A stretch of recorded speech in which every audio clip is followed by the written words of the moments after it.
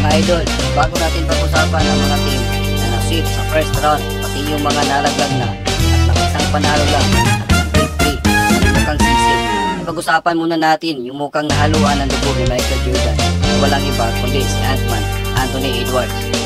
Parang langgam nga ito, pero masakit mga gat ang player na to, bigla ka lang malaglag sa series.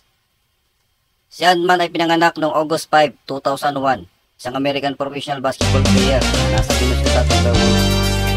Isang shooting guard, 6'4 ang height pero 6'7 ang wingspan nito. Naglaro siya ng basketball sa University of Georgia noong college. Magaling ang batang ito, kaya nga naging number 1 pick siya sa NBA. Noong high school ay naging 5-star recruit siya at isa sa pinakamagaling sa Holy Spirit Preparatory School. Sa senior season niya ay nakuha niya ang McDonald's All-American at USA Today All-USA First Team Honors. Siya lang naman ang highest basketball player recruit sa Georgia College. Hindi ang NBA ang unang tumawag sa kanya ng Ant-Man, kundi ang kanyang ama.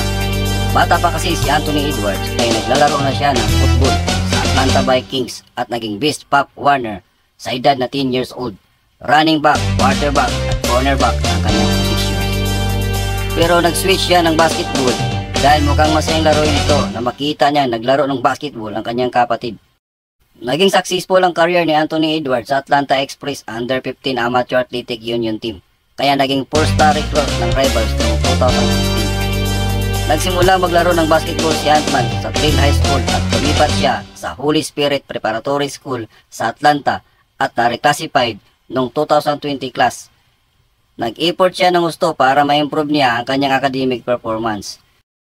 Noong 2018, tinulungan niya ang Holy Spirit Preparatory para talunin ang Heritage School ng GISA Class 3 College State Championship.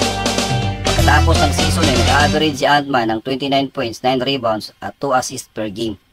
Nakuha din niya ang USA Today All-USA First Team Recognition at naglaro sa McDonald's All-American Game at Jordan Brand Classic noong March at April 2019. Nangako siya maglaro ng basketball sa kolehiyo para sa Georgia na naging pinakamahusay na recruit na programa sa modernong panahon ng recruiting. Pinili ni Edwards ang Bulldogs kaysa mga alok mula sa Florida State, Kansas, Kentucky at North Carolina. Naakit kasi si Edwards sa Georgia dahil ang dalawa sa kanyang mga paboritong mga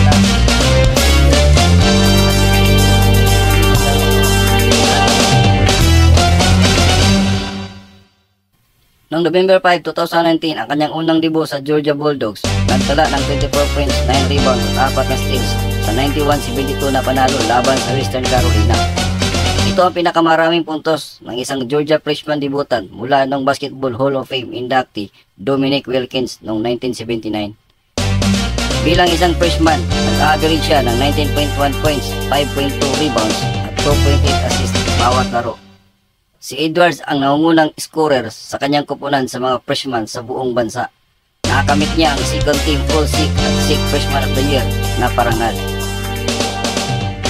Noong March 20, 2020 ay iniwan niya ang college at nagpa siya na magpa-drop sa NBA at siyang pinakamalakas na prospect sa NBA draft. Naantala ang kanyang pag-draft dahil sa COVID-19 pandemic.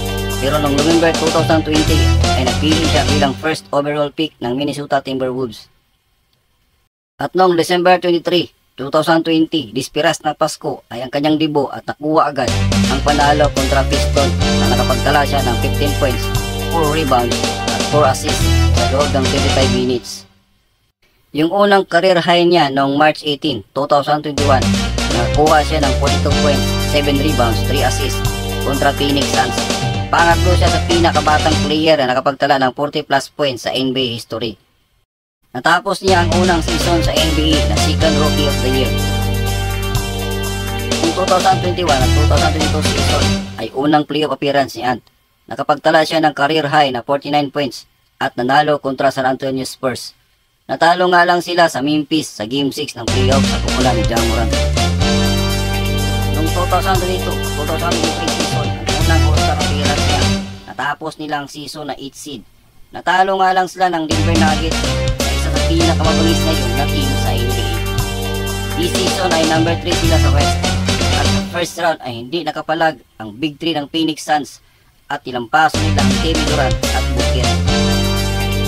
Ang susunod na makalaban nila ay ang Denver Nuggets na parang tigre na dumurog ni King James at sa Big 3 ng LA Lakers. Yung Thunder hindi man lang pinawisan na makaharap nila ang Pelicans. Tinirado lang sa ulo at agad naging 4-0.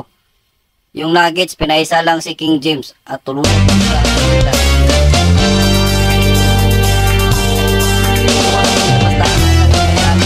Pagka-injured ni Butler. May natitira pa namang laban sa first round. Lamang ang Dallas kontra Clippers 3-2.